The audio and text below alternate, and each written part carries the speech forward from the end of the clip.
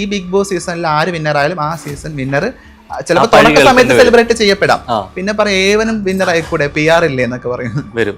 Actually PR ഉണ്ടെങ്കിൽ winner ആവാൻ പറ്റും. അങ്ങനെ PR ഉണ്ടെങ്കിൽ മാത്രമല്ല എന്തെങ്കിലുമൊക്കെ ചെയ്യുകയും വേണം. എന്തെങ്കിലുമൊക്കെ എന്തെങ്കിലും ചെയ്താൽ മതി എന്നുള്ളതാണ്. PR ഒക്കെ ഉണ്ടെങ്കിൽ ഇപ്പൊ ഞാനൊക്കെ എവിടെ എത്തിയെന്ന്.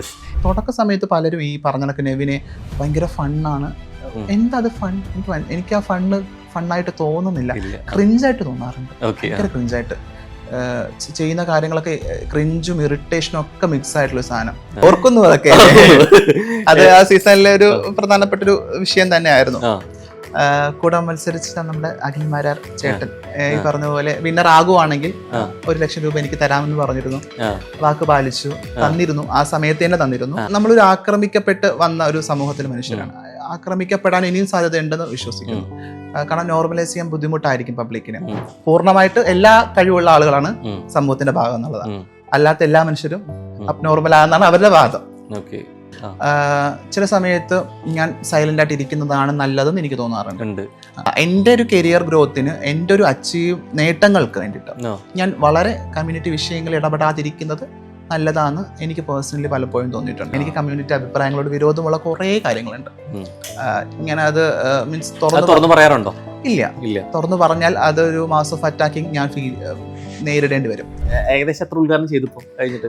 ഞാൻ ആഫ്റ്റർ ബിഗ് ബോസ് ഒരു 65ാമത്തെ ഉദ്ഘാടനമാണ് ഇന്നലെ ചെയ്തത്. 8 തൊട്ട് 10 ലക്ഷം വരെ വാങ്ങുന്നതെന്നാണ് ഞാൻ കേട്ടത്. വെറുതെ നല്ല ഒടുത്തൊരുങ്ങി പോണത് മെനക്കേടുണ്ടേ. എന്നെ പലപ്പോഴും കുലസ്ത്രീ ആക്കുന്നത് പബ്ലിക്കാട്ടോ.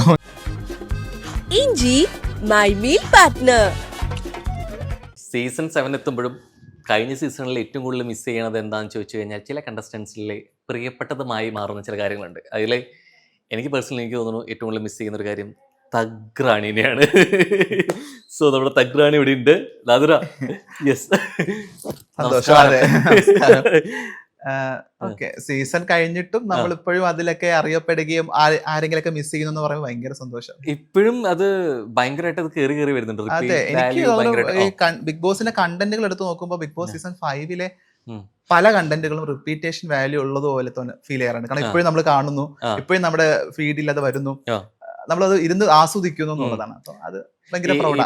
പൊതുവെ സ്പോണ്ടേനിയസ് ആയിട്ട് സംസാരിക്കുന്ന ആളാണോ അതോ അവിടെ വന്നിട്ട് ബാക്കിയുള്ള സഹമത്സരാർത്ഥികളും അങ്ങനത്തെ ഒരു പാറ്റേൺ വന്നപ്പോൾ നമുക്കത് ഓട്ടോമാറ്റിക്കലി അങ്ങനെ വന്നു പോയതാണ്? തഗ്ഗാണോ?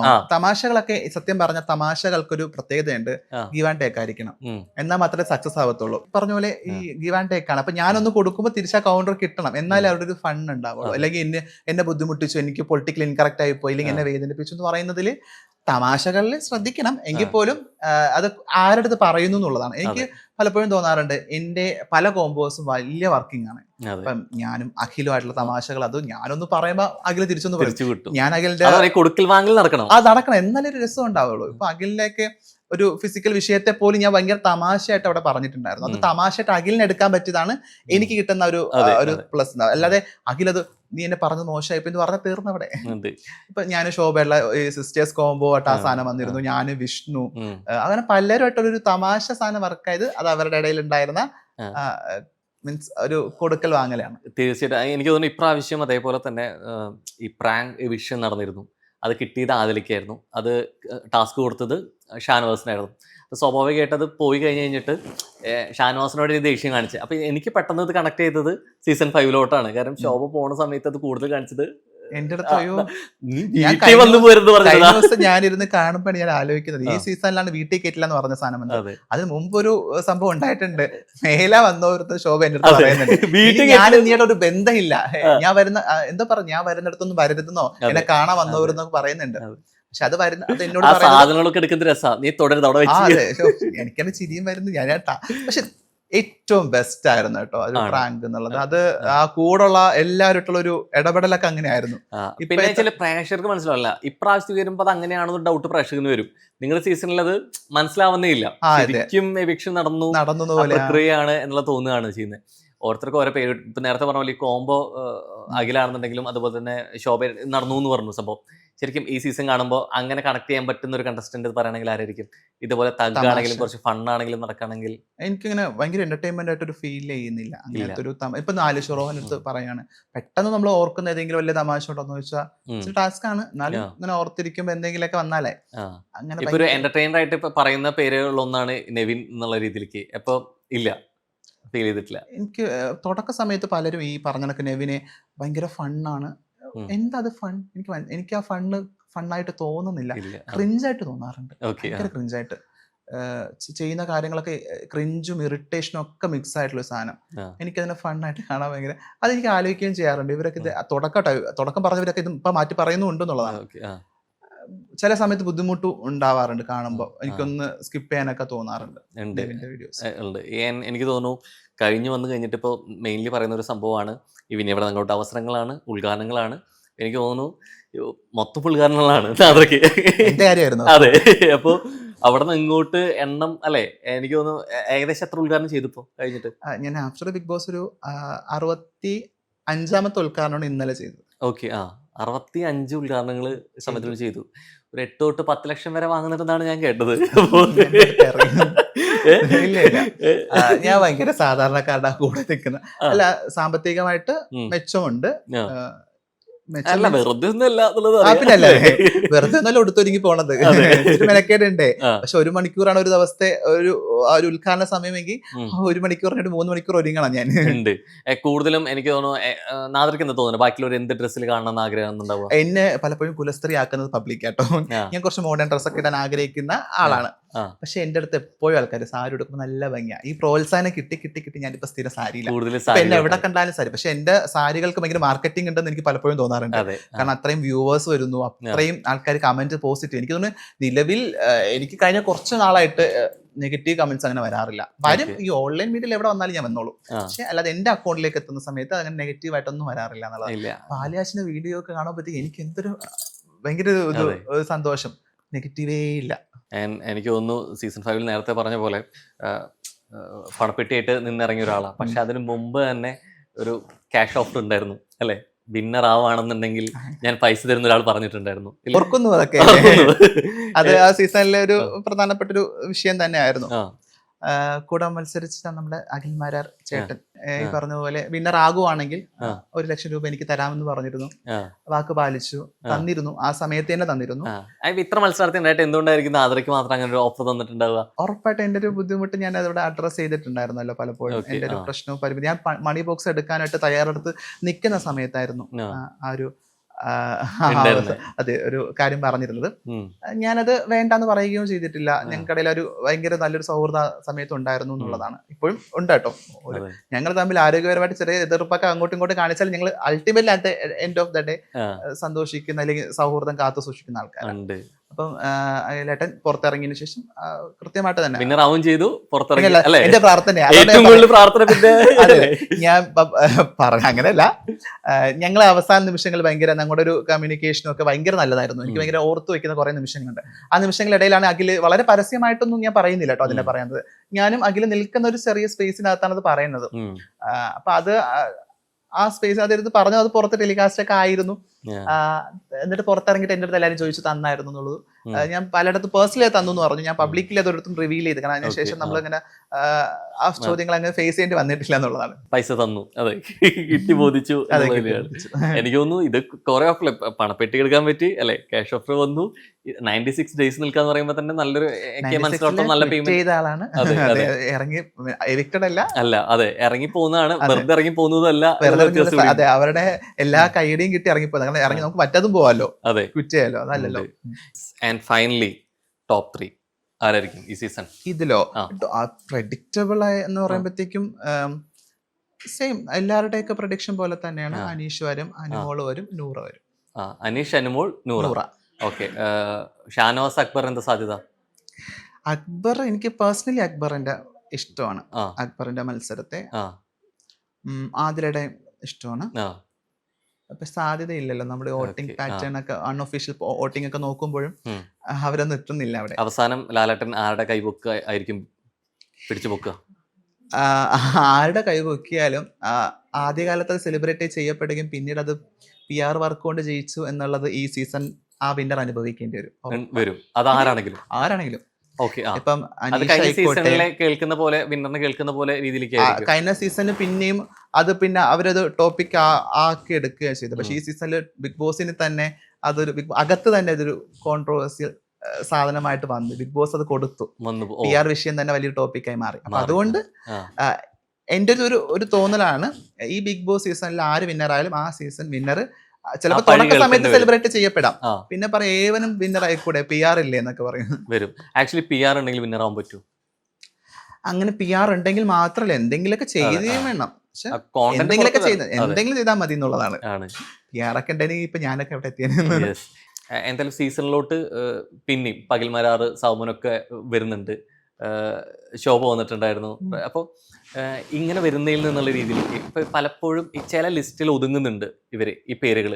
വേറെ വിന്നേഴ്സ് ഉണ്ട്, അല്ലെങ്കിൽ നാദറേപ്പുറമുള്ള ഗെയിം ചേഞ്ചേഴ്സ് ഉണ്ട്. അപ്പം ഈ മറ്റുള്ളവർ വരാത്ത എന്തുകൊണ്ടായിരിക്കും ശരിക്കും? എനിക്ക് തോന്നിയിട്ടുണ്ട് കേട്ടോ.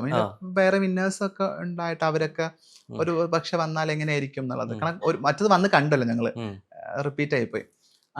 അപ്പം വേറെ ആൾക്കാർ ചിലപ്പോൾ വിളിച്ചിട്ട് ചിലപ്പോൾ അവരുടെ തിരക്കുകളായിരിക്കും. പലപ്പോഴും ചില ആൾക്കാർ ബിഗ് ബോസ് വിട്ടിട്ടുണ്ടെന്നുള്ളതാണ്. ചിലര് മാത്രമാണ് ഇതിൽ ബിഗ് ബോസുമായിട്ട് സ്റ്റിക്ക് ഓൺ ചെയ്ത് ആ ഒരു വിഷയമായിട്ടൊക്കെ സംസാരിക്കാം. ചിലപ്പോൾ അതുകൊണ്ടും ആയിരിക്കാം. അങ്ങനെ നാദ്രയുടെ ഒരു POV നോക്കുന്ന സമയത്ത് ഏറ്റവും ചലഞ്ചറായിട്ട് അവിടേക്ക് വിടാൻ പറ്റിയ ഒരാളാരാ? ഞാൻ പറഞ്ഞ ഈ സീസണിൽ എനിക്കൊന്ന് പറ്റാഞ്ഞിട്ടാണത്, ഒരു ചെറിയൊരു കാരണത്താൽ. അപ്പൊ എനിക്കൊരു ആഗ്രഹം ഉണ്ടായിരുന്നു, പോയിരുന്നെങ്കിൽ കുറച്ച് ഇപ്പൊ ഇത്തവണ പോയ ആളുകളെ പോലെ ആയിരിക്കില്ല ഞാൻ ഇടപെടുക. ഉറപ്പായിട്ട് അതിന്റെ ഒരു വേറെ വെർഷൻ. നിങ്ങൾ ഉദ്ദേശിക്കുന്നത് പോയി അടി ഉണ്ടാക്കുന്നതല്ല, നിങ്ങൾ ഉദ്ദേശിച്ച അടി ഉണ്ടാക്കാൻ സാധ്യത ഉള്ള ആളുമായിട്ട് ഞാൻ ഭയങ്കര ചിലപ്പോൾ കൂട്ടായേക്കാം. സാബുചേട്ടന്റെ ഇന്റർവ്യൂല് എന്നുള്ള രീതിയിലേക്ക് പറഞ്ഞപ്പോൾ സാബുചേട്ടൻ പറഞ്ഞിട്ടുണ്ടായിരുന്നു കമ്മ്യൂണിറ്റി എന്ന്. എനിക്ക് തോന്നിയത് കമ്മ്യൂണിറ്റി എന്ന് പറയുമ്പോൾ പല കമ്മ്യൂണിറ്റീസ് ഉണ്ടല്ലോ, റോഹന്റെ കമ്മ്യൂണിറ്റിയുടെ ഭാഗമല്ലേ. അപ്പൊ ശരിക്കും അങ്ങനെ ഒരു പരാമർശം നടത്തിയിട്ടുണ്ടായിരുന്നു. ഐ മീൻ അല്ലെങ്കിൽ LGBT-നെ കുറിച്ചിട്ടാണെങ്കിലും ആ ഒരു പരാമർശം കേട്ടിരുന്നോ? എന്ത് തോന്നി? ഞാൻ ഭയങ്കര പൂർണ്ണമായിട്ട് അത് കേട്ടില്ല, പക്ഷെ കട്ട് കണ്ടിട്ടുണ്ടായിരുന്നു. ഞാൻ കട്ട്സ് കാണാറുണ്ട്. പൊതുവെ എനിക്ക് തോന്നുന്നത്, പൊതുവായിട്ട് ഞാൻ അഭിപ്രായം പറയുന്നത്, നമ്മളൊരു ആക്രമിക്കപ്പെട്ട് വന്ന ഒരു സമൂഹത്തിലെ മനുഷ്യരാണ്. ആക്രമിക്കപ്പെടാൻ ഇനിയും സാധ്യത ഉണ്ടെന്ന് വിശ്വസിക്കുന്നു. കാരണം നോർമലൈസ് ചെയ്യാൻ ബുദ്ധിമുട്ടായിരിക്കും പബ്ലിക്കിന്.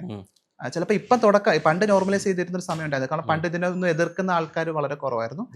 ഇപ്പം അത് എതിർക്കപ്പെടുന്നുണ്ട്. ഇപ്പം ഞങ്ങളൊരു മൈനോറിറ്റി കമ്മ്യൂണിറ്റിയാണ്. ഞങ്ങളുടെ പരിമിതികളിൽ നിന്നിട്ട് ഞങ്ങൾ ജീവിക്കാൻ ആഗ്രഹിക്കുന്ന ആൾക്കാരാണ്. ഇപ്പം നമ്മളെ നോർമലൈസ് ചെയ്യാൻ അവർക്ക് ബുദ്ധിമുട്ടായിരിക്കും. നാളെ അത് കഴിഞ്ഞ് ദളിതരെ നോർമലൈസ് ചെയ്യാൻ അവർക്ക് ബുദ്ധിമുട്ടുണ്ടായിരിക്കും. കാരണം ദളിതർ വേറൊരു കമ്മ്യൂണിറ്റി ആണല്ലോ.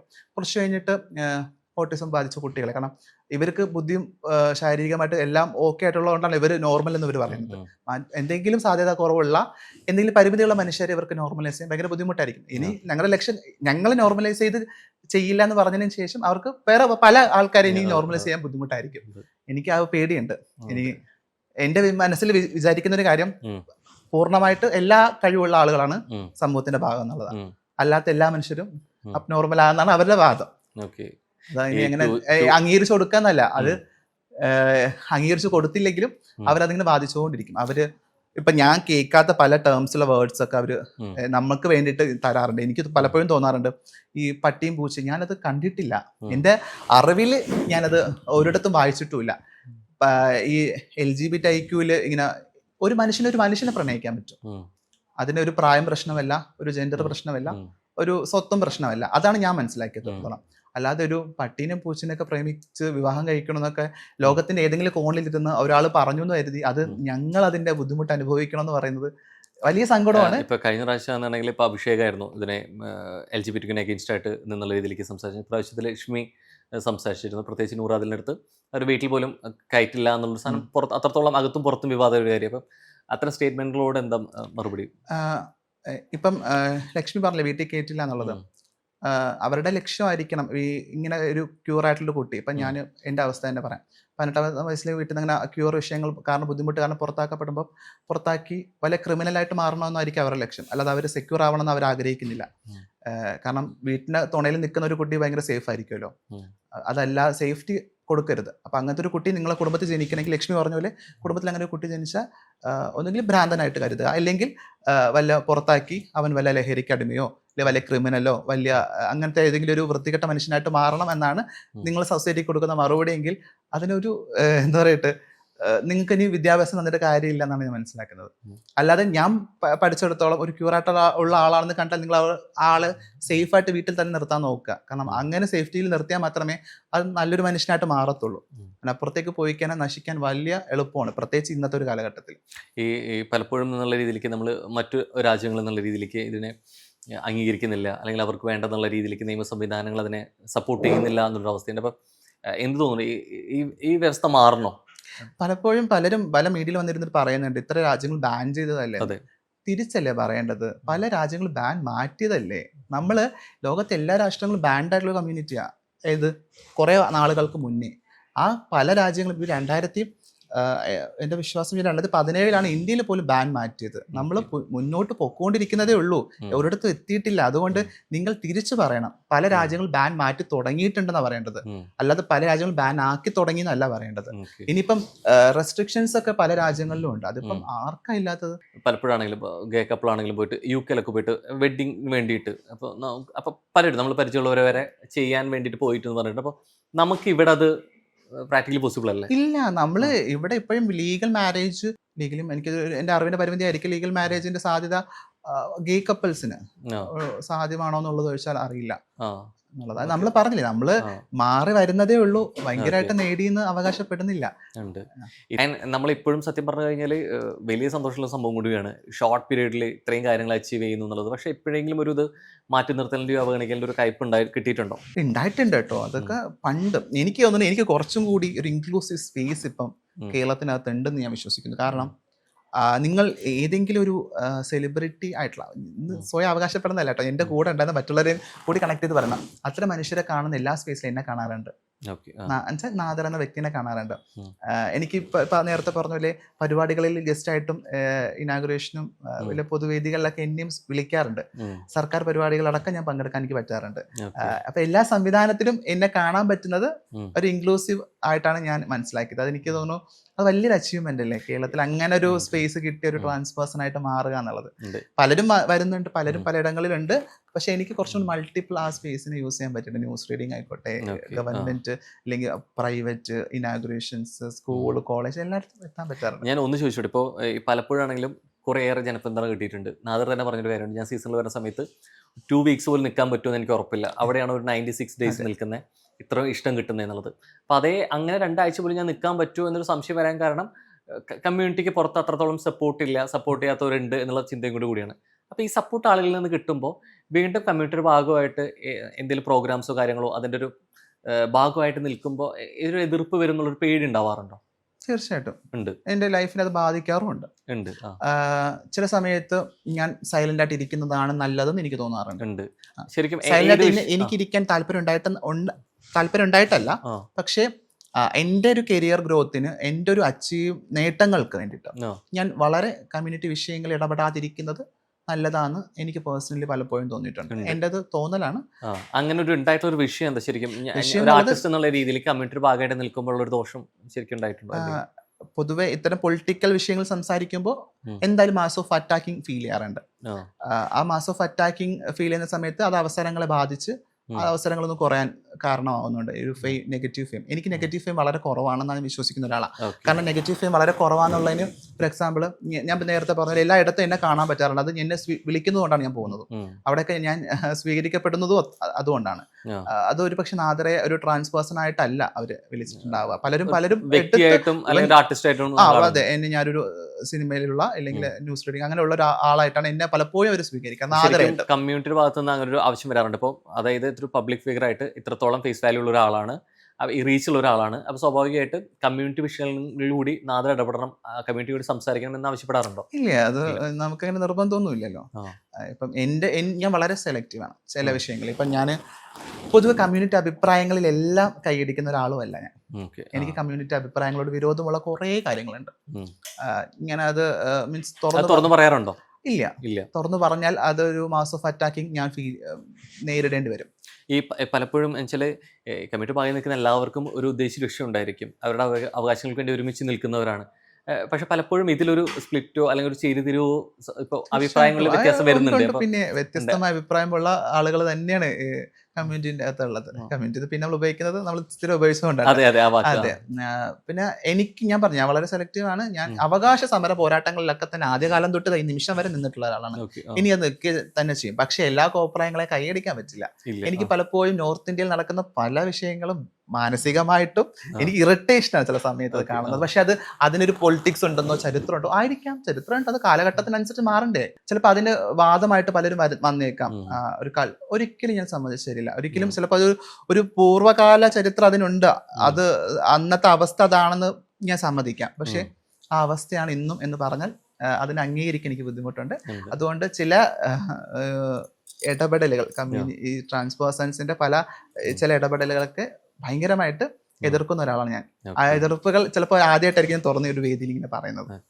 ഇപ്പൊ പൊതുവേ എന്നുള്ള രീതിയിലേക്ക് കമ്പാരിറ്റീവ്ലി അധികം ഹേറ്റ് ഇല്ലാത്ത ഒരാളാണ്, കുറെ സപ്പോർട്ടീവ്സ് ആണ് എങ്കിൽ പോലും ഉണ്ടാവാറുണ്ട്. അപ്പം ഇത്തരം ശരിക്കും വിമർശനങ്ങൾ പലപ്പോഴും വരുന്നത് നമ്മളൊരു ഇപ്പൊ കമ്മ്യൂണിറ്റിയുടെ മുസ്ലിം കമ്മ്യൂണിറ്റിയുടെ ഭാഗത്തുനിന്ന് കൂടുതൽ വരുന്നു, അങ്ങനെ തോന്നുന്നുണ്ടോ?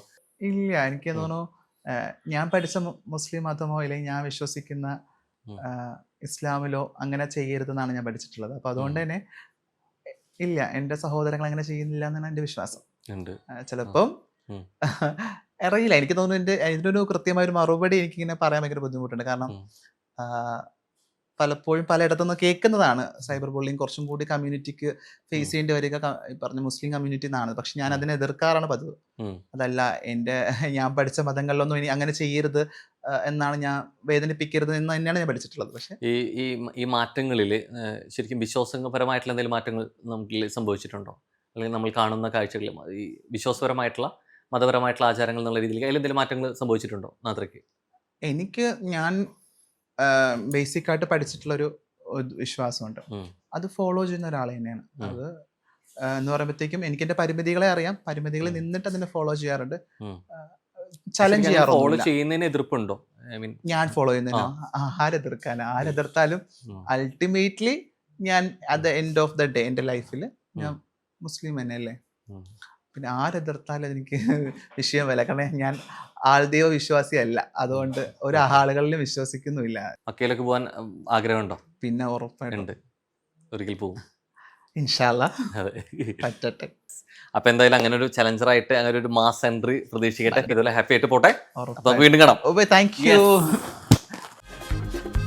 ഇഞ്ചി മൈ മീൽ പാർട്ട്ണർ.